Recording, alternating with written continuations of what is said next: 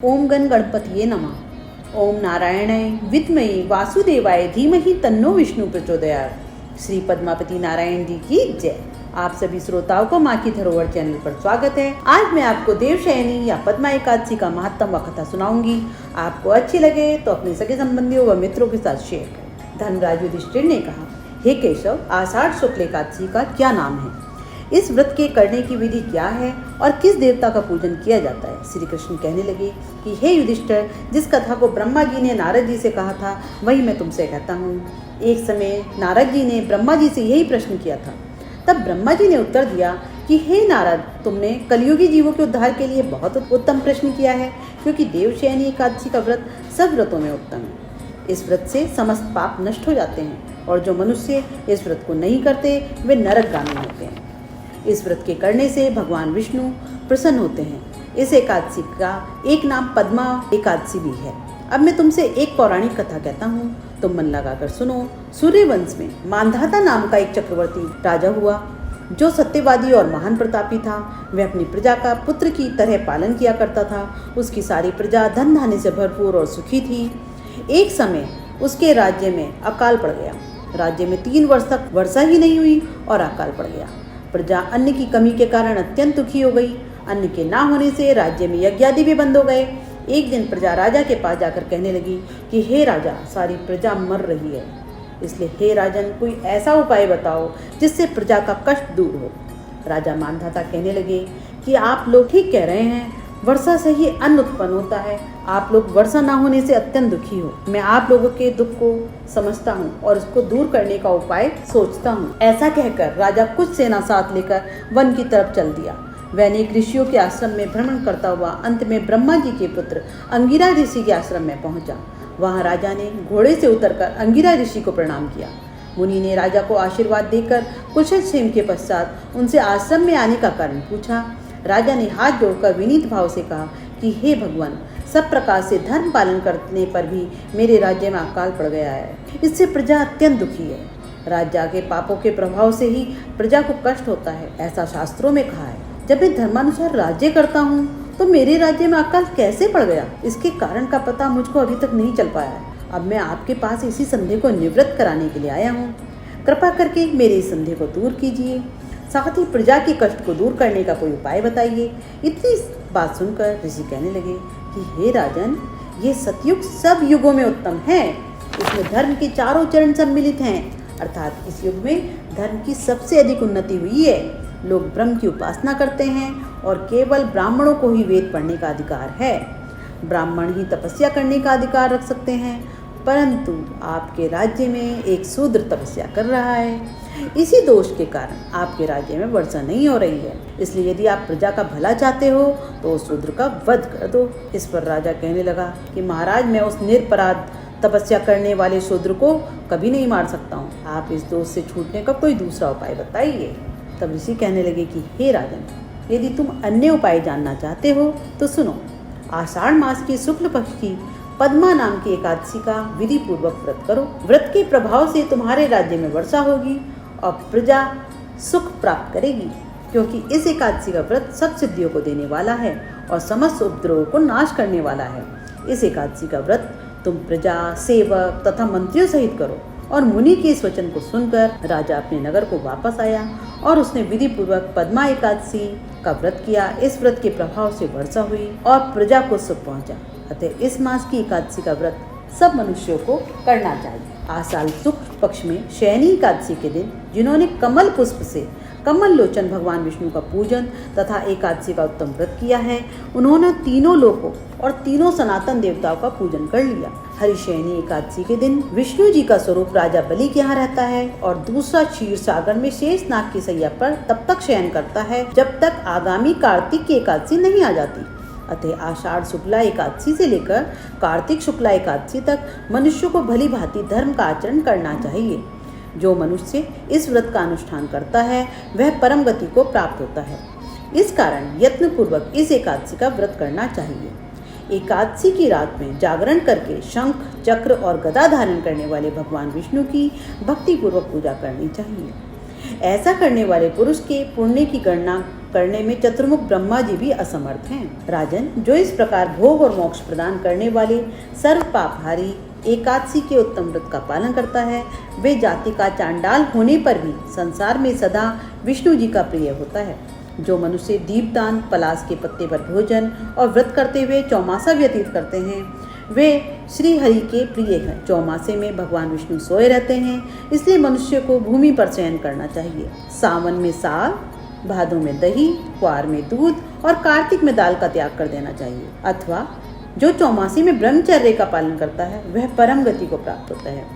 राजन, एकादशी के व्रत से ही मनुष्य सब पापों से मुक्त हो जाता है, अतः सदा इसका व्रत करना चाहिए। आज के लिए इतना ही। अब एकादशी की आरती करेंगे। त्रुटियों के लिए मैं आप सभी से क्षमा प्रार्थी हूँ। नारायण नारायण। ओम जय एकादशी, ओम जय एकादशी माता, विष्णु पूजा व्रत को धारण कर शक्ति मुक्ति पाता। ओम जय एकादशी माता, तेरे नाम गिनाऊं देवी, भक्ति प्रदान करनी मैया, भक्ति प्रदान करनी। गण गौरव की देनी, गण गौरव की देनी, माता शास्त्रों में वरनी। ओम जय एकादशी माता, मार्गशीर्ष के कृष्ण पक्ष की उत्पन्न विश्वतारिणी जनमी मैया, उत्पन्न विश्वतारिणी जनमी। शुक्ल पक्ष में हुई मोक्षदा, मुक्तिदाता बन आई। ओम जय एकादशी माता, पोष के कृष्ण पक्ष की सफला नामक है मैया, सफला नामक है। शुक्ल पक्ष में होए पुत्रदा, आनंद अधिक रहे। ओम जय एकादशी माता, नाम षटतिला माघ मास में कृष्ण पक्ष आवे मैया, कृष्ण पक्ष आवे। शुक्ल पक्ष में जया कहावे, विजय सदा पावे। ओम जय एकादशी माता, विजया फागुन कृष्ण पक्ष में शुक्लाम लकी मैया, शुक्लाम लकी। पाप मोचनी कृष्ण पक्ष में चैत्र महाबली की। ओम जय एकादशी माता, चैत्र शुक्ल में नाम कामदा, धन देने वाली मैया, धन देने वाली। नाम वरुतनी कृष्ण पक्ष में वैशाख माह वाली। ओम जय एकादशी माता, शुक्ल पक्ष में होई मोहिनी, अपराजेश कृष्ण पक्षी मैया, अपराजेश कृष्ण पक्षी। नाम निर्जला सब सुख करनी, नाम निर्जला सब सुख करनी, शुक्ल पक्ष रखी। ओम जय एकादशी माता, योगिनी नाम आषाढ़ में जानो, कृष्ण पक्ष करनी मैया, कृष्ण पक्ष करनी। देव शयनी नाम कहायो, शुक्ल पक्ष धरनी। ओम जय एकादशी माता, कामिका श्रावण मास में आवे, कृष्ण पक्ष कहिए, मैया कृष्ण पक्ष कहिए। श्रावण शुक्ल होए पवित्र आनंद से रहिए। ओम जय एकादशी माता। अजा भाद्रपद कृष्ण पक्ष की परिवर्ती शुक्ला, मैया परिवर्ती शुक्ला।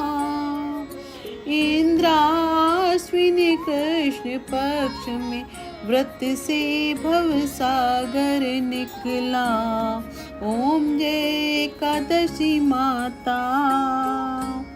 पापांकुशा है शुक्ल पक्ष में आप हरनहारी, मैया आप हरनहारी।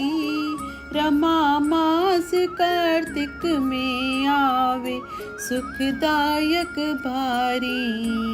ओम जय एकादशी माता। देवोत्थान शुक्ल पक्ष की दुख नाशक मैया, मैया दुख नाशक मैया। पावन मास में करूं विनती पार करो नैया। ओम जय एकादशी माता। परमा कृष्ण पक्ष में होती जन मंगल करनी, मैया जन मंगल करनी। शुक्ल मास में होए पद्मिनी दुख दारिद्र हरनी। ओम जय एकादशी माता।